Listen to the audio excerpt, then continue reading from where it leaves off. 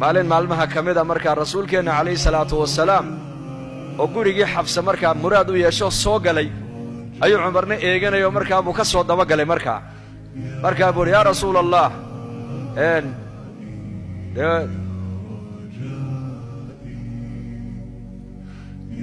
baad furtay buu yidhi xaasaskaagan ma furin buu yidhi maxaa soo kordhay noo sheegtay wixii jira aan xallinne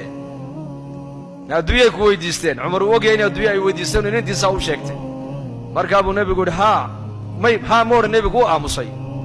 markaasuu cumar bnu khadaab baa yidhi aniga islaanta heblaayo hadday adduunye i weydiiso qori intuu qaadaan dhuunta ka gelin buu ku yidhi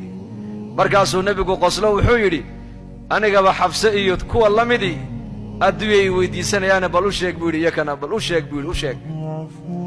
deedna markaasuu nebigu qoslay calayhi salaatu wasalaam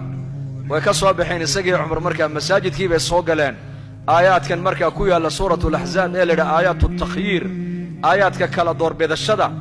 ayaa ilaahay markaa nebiga ku soo dejiyey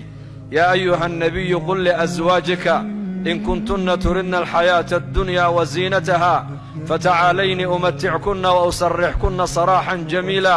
wain kuntunna turidna allaha warasuulahu waddaara alaakhira faina allaha acadda lilmuxsanaati minkunna ajran cadiima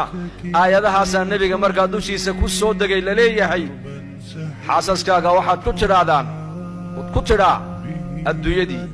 iyo ziinadeedii iyo dhaldhalaalkaygii doorta oo dhinacaasa dhinaca kalena waxaa la dhigay ilaahay iyo rasuulkiisii iyo jannadii aakhiradii baa la dhigay labada kala doorta ku dhabaa lagu yidhi warka waaba loo soo gaabiyeyba waayo nebi maxamed calayhi salaatu wasalaam ilaahay uguma talagelin inuu ka fikira adduunyo waa shakhsi loogu talagalay dadka badbaadadooda inuu ka fikiro iyo naxariistoodii iyo hidaayaddoodii iyo iimaankooga inuu ka fikiro weeyaan